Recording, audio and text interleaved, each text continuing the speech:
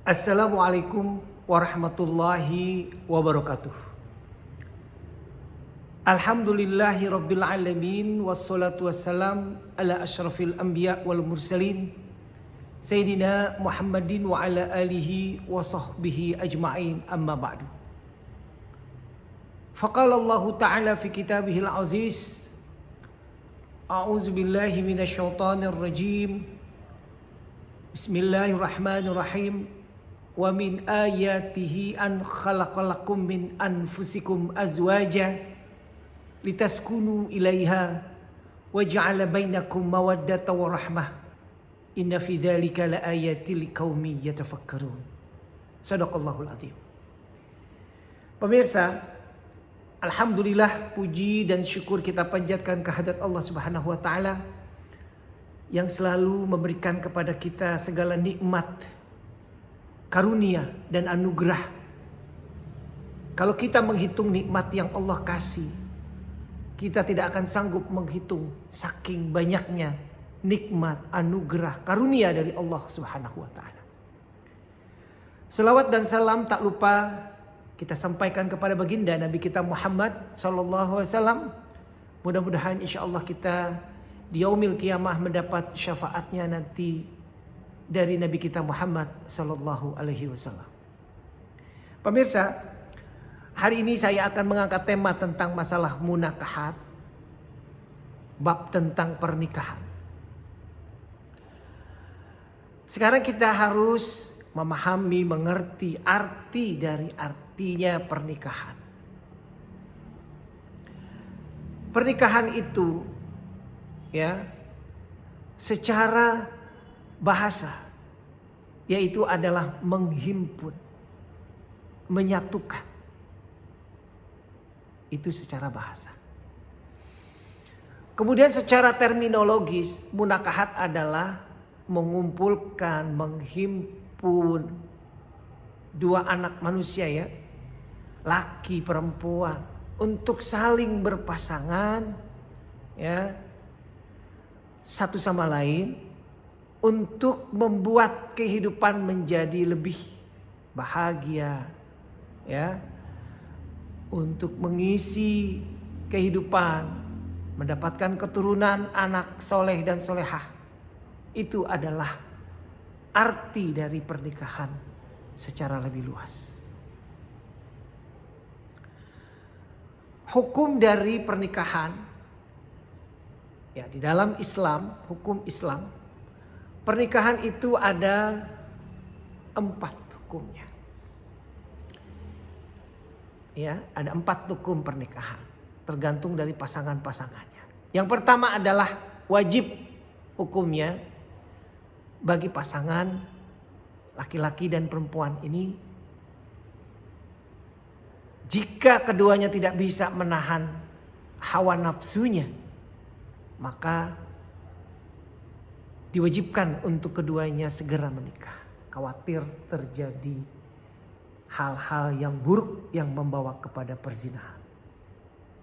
Jadi kalau namanya wajib, ini berarti segera. Kalau dia tidak melaksanakan segera mungkin untuk menikah, karena mengingat dia saking dempetnya, saking lengketnya hubungan mereka berdua, khawatir terjadi perzinahan, maka orang tersebut wajib segera menikah. Jika tidak, maka berdosalah kedua pasangan itu. Jadi hukumnya wajib yang pertama. Kemudian yang kedua, makruh hukumnya. Yaitu bagi kedua pasangan laki-laki dan perempuan, jika belum cukup secara umur kedewasaan, ya, masih muda belia, dipaksa menikah, itu bisa saja, tetapi hukumnya makruh. Makruh itu adalah segala sesuatu kalau bisa kita hindarkan, jangan kita laksanakan, karena mendatangkan lebih banyak kemudaratan daripada kemanfaatannya. Jadi kalau kita dipaksakan, kalau kita menikahkan ya anak atau pasangan yang masih di bawah usia umur pernikahan, dipaksakan, masih belum dewasa, ya, belum bisa mampu untuk menghidupi dirinya sendiri. Kalau dipaksakan bisa saja dia menikah, tetapi hukumnya makruh. Lebih banyak mendatangkan kemudaratan, ya, daripada kemanfaatan. Kalau bisa ini dihindarkan. Kemudian yang ketiga, hukum dari pernikahan. Sunnah. Nah, sunnah ini adalah jika pasangan kedua-duanya itu laki dan perempuan sudah cukup dewasa, umurnya sudah cukup, kemapanan hidup juga sudah cukup, punya pekerjaan, punya kesibukan aktivitas, ya, mampu dia menghidupi dirinya sendiri. Kemudian dia akan menikah. Maka apa yang dikerjakan kedua pasangan ini kalau dia menikah, hukumnya adalah sunnah. Berarti dia melakukan pernikahan itu mendapat pahala dari Allah Subhanahu wa taala. Ini yang paling ideal. Ya. Jadi kalau kita menikah bukan hanya pasangan laki dan perempuan saja, tetapi dilihat juga adalah kedewasaannya, umur sudah cukup, ya, pekerjaannya sudah ada, bisa memenuhi kebutuhan dirinya sendiri, bahkan bisa dia menghidupi orang lain. Maka jika kalau kedua pasangan ini menikah, hukumnya adalah sunnah. Nah, inilah yang diharapkan oleh Islam, untuk menikah pada hukumnya adalah sunnah. Karena kenapa? Mendapat pahala dari Allah Subhanahu wa taala. Kemudian yang keempat, haram hukumnya. Pernikahan ini haram hukumnya, yaitu bagi laki-laki yang menikahi dua perempuan bersaudara. Ini nggak boleh, ya. Laki-laki kemudian menikahi dua perempuan, kakak beradik misalnya, bersaudara, ini nggak boleh, haram hukumnya. Atau juga laki-laki, ya, atau perempuan yang menikah kepada saudara sesusuan, ini juga haram hukumnya, nggak boleh dilaksanakan pernikahan. Kenapa? Karena memang saudara sesusuan itu adalah seperti saudara kandung, ya. Pada waktu kecil mereka menyusui dengan satu ibu misalnya. Karena ibu kandungnya dia tidak mengeluarkan ASI, makanya dia numpang untuk menyusui ke ibu yang lain. Kemudian pada waktu dewasa dia kepingin sekali menikah, dan ini dikhawatirkan haram hukumnya. Takut khawatir terjadi sesuatu hal yang tidak baik, maka di Islam melarang untuk menikah saudara sesusuan. Karena susu itu kalau kita diamkan itu menjadi darah, beda dengan susu formula. Kalau susu formula sekarang kalau kita diamkan beberapa menit atau beberapa jam saja sudah basi dia, ya, beda dengan ASI. Maka janganlah kita menikahi dalam keadaan saudara sesusuan, karena dilarang oleh agama Islam. Jadi ada 4 hukum pernikahan, ya. Oke. Kemudian lanjut lagi, pemirsa. Berikutnya adalah dalam ayat Al-Quran dikatakan, surat Ar-Rum, wa min ayatihi an khalaqalakum min anfusikum azwajah litaskunu ilaiha wa ja'ala bainakum mawaddatan wa rahmah inna fi dzalika laayatil liqaumin yatafakkarun. Dan di antara tanda-tanda kebesaran adanya Allah, diciptakan manusia berpasangan, laki perempuan. Jadi gak boleh sejenis, ya. Jadi berlainan jenis, laki dan perempuan. Untuk saling mencintai, saling, ya, kasih sayang, memberikan kasih sayang. Pemirsa, ada rukun-rukun nikah yang kita harus penuhi. Persyaratan-persyaratan ini, jika rukun ini tidak dipenuhi, maka tidak sah pernikahan itu. Yang pertama adalah kedua mempelai wajib hadir ada dalam prosesi pernikahan. Baik itu mempelai prianya maupun mempelai wanitanya harus berada di satu tempat di satu waktu. Putuskan saja untuk tempat menikahnya, keduanya harus berkumpul di situ, bertemu, maka bisa dilangsungkanlah pernikahan. Tidak dengan telekonferensi atau dengan jarak jauh pernikahan itu, ya, maka tidak sah pernikahan itu dilaksanakan. Kemudian yang kedua, ada wali nikah. Wali nikah itu adalah orang yang menikahkan mempelai pria kepada mempelai wanita. Dalam hal ini adalah ada seseorang atau yang namanya hubungan dengan mempelai wanita secara keturunan yang bisa menjadi wali nikah. Pemirsa, kemudian yang kedua adalah wali nikah ini, yang pertama paling baik adalah menjadi wali nikah adalah ayah kandung atau bapak kandung dari si mempelai wanita. Kalau tidak ada boleh kakek dari bapak, ya. Kemudian kalau tidak ada saudara laki-laki yang sekandung, ya, dari mempelai wanita ini. Kemudian kalau tidak ada saudara laki-laki yang sebapak dari si mempelai wanita ini. Kalau nggak ada lagi, boleh berikutnya adalah anak laki-laki dari saudara laki-laki sekandung, keponakan dari si mempelai wanita. Kemudian kalau nggak ada lagi, anak laki-laki dari saudara laki-laki yang sebapak dengan mempelai wanita. Ini adalah keponakan, ya. Kalau tidak ada adalah saudara laki-laki yang sebapak dengan bapak, bisa ini paman atau sekandung. Kemudian yang berikutnya adalah saudara laki-laki yang sebapak dengan bapak, ini juga paman tapi yang sebapak. Dan kalau tidak ada pula yang terakhir, yaitu dengan wali hakim, itu orang yang ditunjuk oleh KUA setempat untuk menikahi mempelai pria kepada mempelai wanita. Ini semuanya wali ini wajib adanya, ya. Nah, syarat dari menjadi wali ini yaitu Islam, jadi harus Islam, balik, berakal, ya, dan mempunyai keturunan, darah keturunan dari mempelai wanita. Ini bisa menjadi syarat menjadi wali. Kemudian rukun yang ketiga adalah saksi. Saksi ini adalah 2 orang saksi yang melihat prosesi, menyaksikan prosesi akad nikah ini. Wakilnya dari mempelai pria itu 1, kemudian wakil 1 lagi dari mempelai wanita. Saksi ini syaratnya adalah Islam, balik, berakal, ya, dan laki-laki. Nah, ini adalah syarat menjadi saksi, ya. Kemudian yang keempat adalah mahar.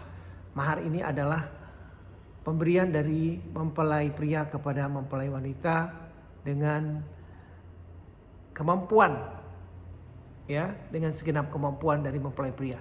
Ini merupakan barang, ya, berupa barang, tetapi yang tunai, yang cash yang ada di situ. Misalnya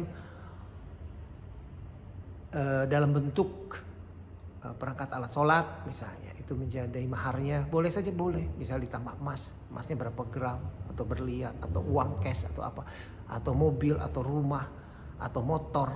Nah, itu harus diadakan pada saat pernikahan itu berlangsung, dan itu harus cash, ya, tidak boleh kredit. Kemudian yang terakhir adalah ijab kabul. Ijab dan kabul itu, ijab harus ada pada proses pernikahan, di mana mempelai pria berijab kabul dengan wali nikah dari mempelai wanita. Ijab itu adalah ucapan dari ucapan dari wali nikah kepada mempelai pria. Kemudian kabul itu adalah jawaban dari mempelai pria kepada wali nikah. Jadi misalnya saya terima nikahnya dan kawinnya, kan begitu. Ini adalah ijab kabul. Jadi proses ijab kabul itu hukumnya rukun, ya, wajib ada, di mana diucapkan misalnya wali nikah, saya nikahkan putri saya tercinta A binti B dengan tunangannya misal bernama C bin D. Nah, itu adalah ucapan ijab. Kemudian kabul itu adalah jawaban dari mempelai pria, yaitu misalnya saya terima nikahnya si A binti B dengan mas kawinnya yang tersebut tunai. Itu diucapkan oleh mempelai pria. Jika lancar ucapannya dalam satu napas, kemudian juga jelas, maka saksi mengatakan sah, maka sahlah pernikahan, prosesi pernikahan ijab kabul tersebut. Jadi itulah rukun-rukun nikah yang wajib dipenuhi oleh pasangan yang akan menikah, dan itulah merupakan aturan-aturan dalam Islam. Mudah-mudahan insyaallah kita menjadi pasangan yang sakinah, mawaddah, dan warahmah. Pemirsa, Menikah itu ya maknanya adalah bersatunya antara laki-laki dan perempuan ya, dan kemudian membina rumah tangga yang menjadi baiti jannati, rumahku surgaku. Artinya apa? Arti ini secara umum yaitu pada kondisi rumah tangga yang harmonis, kasih sayang, menyenangkan dan damai. Itu namanya baiti jannati. Ini yang diajarkan dalam konsep Islam berumah tangga. Kemudian artinya apa? Rumah yang ditinggali itu dapat membawa keberkahan dan kebahagiaan yang mengantarkan penghuninya pada kebaikan dunia dan kebaikan akhirat. Itu namanya baiti jannati. Ya, makanya kita pingin sekali kalau orang menikah, kita minta didoakan samara ya, sakinah, mawaddah dan warahmah. Nah itulah tujuan daripada pernikahan itu sendiri. Kemudian apa dan bagaimana cara untuk mencapai mewujudkan baiti jannati, rumahku surgaku. Ya, baginda Rasulullah telah mengajarkan, memperkenalkan bagaimana cara untuk mencapai ya rumahku dan surgaku ya, bahwa yang pertama adalah perbanyaklah kita membaca ayat-ayat Al-Quran dalam rumah kita. Insya Allah akan malaikat selalu mendekat kepada kita. Jadi dalam rumah tangga yang baik adalah sering penghuninya, baik itu suaminya, baik itu istrinya, baik itu anak-anaknya, itu sering membaca ayat Al-Quranul Karim dalam rumah tersebut. Tidak perlu rumah yang bagus, yang mewah, yang mentereng, tetapi rumah yang cukup nyaman ya untuk dihuni ya. Sering dibacakan ayat suci Al-Quran, insya Allah rumah itu menjadi adem ya. Rumah menjadi bagus, rumah tangganya juga menjadi baik. Inilah perintah baginda Rasulullah, kita sering membaca ayat-ayat Al-Quran dalam rumah, sehingga akan menghasilkan, membuat rumah tangga menjadi ada ya, menjadi sejuk, damai. Inilah yang diharapkan. Kemudian apalagi yang kedua, kita meneladani sikap-sikap yang Rasulullah SAW kerjakan dalam berumah tangga. Misalnya dia selalu berkata lemah lembut ya, tidak pernah kasar dalam berkata-kata di rumah tangga. Inilah yang diajarkan oleh baginda Rasulullah SAW. Tidak ada kekerasan, KDRT dalam rumah tangga. Itulah kalau kita kepengen rumah tangga kita menjadi rumah tangga baiti jannati, rumahku dan surgaku. Kemudian apalagi yang kita kerjakan dalam rumah tangga, yaitu perbanyaklah kita ibadah. Ibadah apa saja, sholat ya, berjamaah, kemudian puasa sunnah, puasa wajib untuk saling berbuka puasa ya, kemudian ada sedikit siraman rohani dalam rumah tangga. Ini membuat menjadi damai dan sejuk untuk kita tinggal di rumah tersebut. Karena kenapa? Ibadah ini adalah pondasi utama dalam rumah tangga. Kemudian yang terakhir adalah menjaga kebersihan, menjaga kesucian dari rumah tersebut. Ya, rumah menjadi enak, nyaman, huni karena rapi, bersih ya. Jadi nggak perlu harus mewah, yang penting nyaman, bersih ya, suci, sehingga kita merasa betah untuk berada di rumah. Kita melakukan aktivitas apa saja berada di rumah, sehingga ini menimbulkan interaksi satu sama lain yang baik dan membentuk menjadi rumah tangga yang sakinah, mawaddah, warahmah. Mudah-mudahan insya Allah kita selalu dalam lindungan Allah Subhanahu wa taala, dan insya Allah kita menuju kepada baiti jannati, rumah tangga yang baiti jannati, rumahku dan surgaku. Terima kasih. Assalamualaikum warahmatullahi wabarakatuh.